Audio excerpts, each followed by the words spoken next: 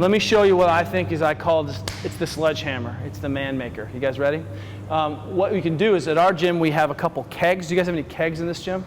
No. Oh no, but I'll tell you what we do have. Most gyms should have a foam roller. Oh hey, there's a foam roller. I had no idea.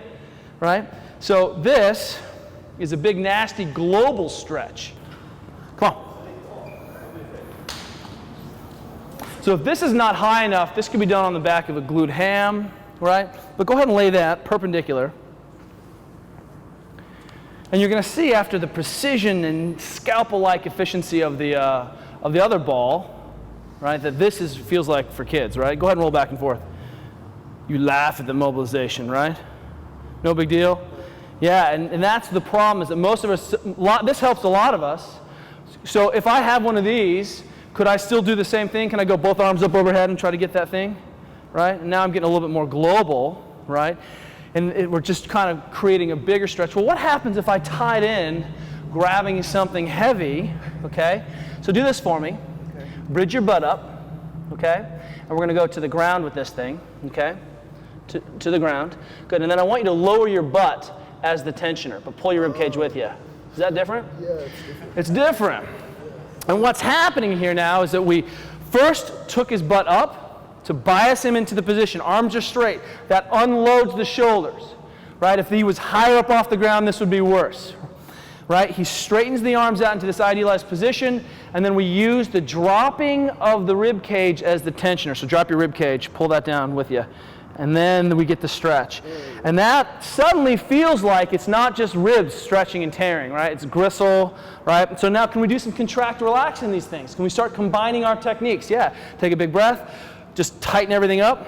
And again, we try to mobilize a movement, not a muscle. Because if I haven't mobilized go ahead and let's try to catch your serratus there, don't you think? That would be good. Let's see if you can contract your serratus.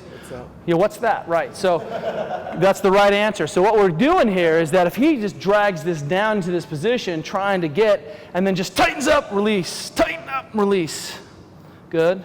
Mobilize at the position of restriction. This is a position we value. And what are we catching here? Anything that's tight. I can get away from, hey, we're stretching the inferior medial lateral border of the attachment of the, you just glaze out, who cares? This is the position that's tight, we're going to catch whatever it is that's in. So this is one position though, right? What happens if we just roll him, I'm going to just wind him back a little bit, okay?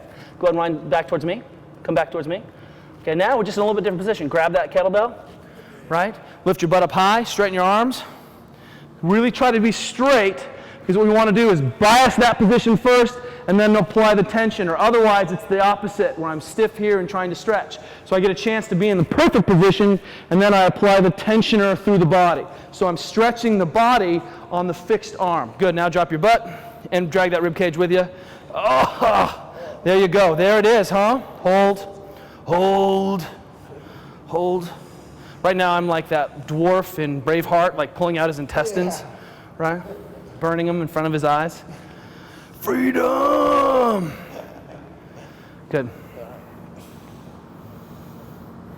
That's a good stretch. It's not bad, is it? That's a good stretch. And if we're buddies, hey, I'd be like, hey, put your hands on my rib cage. Use spirit fingers, non-threatening touch. Do you see that? I'm going to put my hands on your rib cage now. Right? It's not creepy. Don't be creepy. Easy. But I don't have to touch him at all. He's getting plenty of benefit here, right? So let's say let's call that another 45 seconds, right? Now let's retest him. That was 2 spots, maybe 45 seconds. Oh, he had to come out of it slowly. Oh. That was good. That was a good stretch. Good stretch, good stretch, good stretch. Good talk, good talk. Come on back. All right, so rib cage down. Let's see if we made any change. Let's turn to the side so we can see, okay? And go and pull that up overhead. Does that feel any better? That's great, yeah. So one of the nice things about, remember, we're thinking in systems. Is this a bone problem, a joint restriction problem? Is this a muscular restriction problem? Hey, I can contract, relax, and see change if it's a muscle problem. Is this a tissue interface problem? Is it that he's not, everything is stuck down with nails and we don't have these sliding layers, right? That's a different thing. That's what I'm doing with the foam roller and the trigger point ball, trying to smash layers. break up the fuzz, right? But in this situation, you know, maybe it's a motor control problem. I'm like, dude, just pull your rib cage down. You're like, oh. So now it's just an issue of technique and motor control. But whenever we deal with these problems, we always want to make sure we're thinking in systems. And that's why there's no one approach that works. But because we're smart athletes, I snatch, I power clean, I run, I do gymnastics, I kettlebell, I do it all, because all of it kind of intermeshes to create the change. So this was more of a, did I feel like it was joint or muscle, or what was that? I felt like it was muscle and joint. It was all. It was, There you it was go. everything. More importantly, instead of kind of biasing one system, because we're still getting muscle stuff when we do that, but instead of biasing one system, we're starting to kind of think, you know, maybe more globally, and maybe this is less joint, and now more muscular, more tissue and joint, but still a big global stretch. Does that make sense? Can you take one of those cameras outside real quick? Okay, let's say that I feel tight. Oh, hey, that's the hood of a car. Like, this is how low tech this has to be. Ready? Oh, there it is. Oh, I'm in the parking lot warming up. Oh, I'm at the CrossFit Games 2010 LA. This is someone's like Porsche or Beamer, right? Oh, they're not going to care if I mobilize my spine. But all I'm doing is creating that block and then trying to push up overhead. Hit those corners. Hit those corners. Does this make me look fat, this truck? You tell me, right? Good. Make sense?